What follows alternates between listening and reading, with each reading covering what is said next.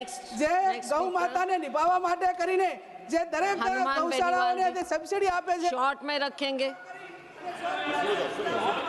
सभापति महोदय, आज सदन में कृषि एवं किसान कल्याण मंत्री के अनुदान मांगों पर जो चर्चा हो रही है, आपने मुझे बोलने का समय दिया, इसके लिए धन्यवाद। आज देश का किसान तकलीफ के अंदर है और हम खुद भी पिछली बार एनडीए से जीत के आए थे 19 के अंदर, लेकिन ये हमारे मंत्री जी बैठे पंजाब से। हमने एनडीए इसलिए छोड़ी, तीनों कृषि बिल जब सरकार लेके आई, हम लोग किसानों के समर्थन के अंदर सड़कों पे गए, सत्ता को ठोकर मार के यहाँ पे दोबारा जीत के आए। आज देश का किसान बहुत तकलीफ में, सभापति महोदय, आज देश के किसान पर 36-37 लाख करोड़ रुपए का कर्जा है। देश के किसान पर, मेरे राजस्थान की बात करूं तो 1,95,878 करोड़ रुपए राजस्थान के किसानों पे कृषि कर्जा है। इससे किसान आत्महत्या करा राजस्थान के अंदर। धनराज सेठों का पिछले 25 साल के अंदर आपने 30 लाख करोड़ का कर्जा माफ किया। मेरी मांग है कि देश के किसान का संपूर्ण कर्जा माफ करे, राजस्थान के किसान का संपूर्ण कर्जा माफ करे। एमएसपी खरीद पे आप लोग बड़े बड़े दावे करें, लेकिन राजस्थान पे जो आपका लक्ष्य है, देश में लक्ष्य है, उसमें राइडर लगे हुए आपके 25 क्विंटल से 40 क्विंटल आपने किया, लेकिन खरीद नहीं हो रही। मेरी मांग है कि एमएसपी खरीद गारंटी कानून बने और सारा आप जो भी किसान के उपज होती है उसको खरीद गारंटी कानून के तहत खरीदे। घटती आय किसान की, बढ़ती लागत, किस तरह पेट्रोल डीजल की कीमतें बढ़ रही है, लेकिन आय आपकी नहीं हो रही। नैनो यूरिया की आप बात कर रहे हैं, आप फ्री में बोतल दे रहे हैं नैनो यूरिया की, क्या आपको लेना पड़ेगा? उसके क्या दूरगामी परिणाम होंगे, इसके बारे में आपको किसानों को जागरूक करना चाहिए।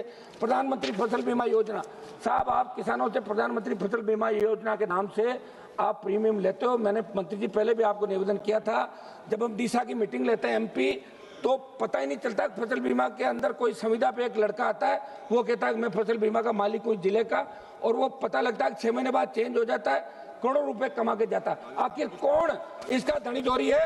फसल बीमा योजना में जो बड़ा घोटाला सभापति जी देश के अंदर हो रहा है, राजस्थान में हो रहा है, इसकी आप जांच करें, कुछ लोगों को पीछे डालें। मुझे पता है कि आप 1.5 घंटा भाषण देंगे, तो फसल बीमा के अंदर की आप जांच के कोई आदेश जरूर आप इसके अंदर कराएं, और आपने अपने भाषण में से हमें समय दिया, इसके लिए आपको धन्यवाद।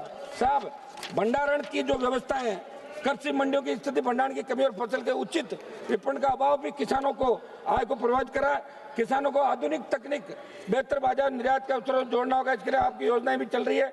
मगर मेरे संसदीय क्षेत्र नागौर सहित राजस्थान, 1 मिनट साहब, ग्रामीण क्षेत्रों में आज भी भंडारण की बहुत बड़ी समस्या। सब एक मैं सुझाव दे रहा हूँ साहब, कुछ 1-2 सुझाव है मेरा आग्रह कि नागौर में मंत्री जी बैठे हैं, नागौर के अंदर केंद्रीय कृषि सूक्ष्म विद्यालय की स्थापना की जाए। पीएम किसान निधि का 6 से 8 हजार रुपए आप दे रहे हैं, हम चाहते हैं कि 1 लाख रुपए, अगर सम्मान चाहते हो तो किसान को प्रतिवर्ष 1 लाख रुपए सम्मान निधि के नाम पे आप दें। एक मेरी मांग है साहब, प्रबंधन सहित 2016 में संशोधन, एक मिनट संशोधन करते हैं। सूखा घोषणा की अवधि सूखा प्रभाव के अनुसार आगामी वर्ष के माह जुलाई तक या मानसून अंत तक जो पहले हो उस तक की जाए।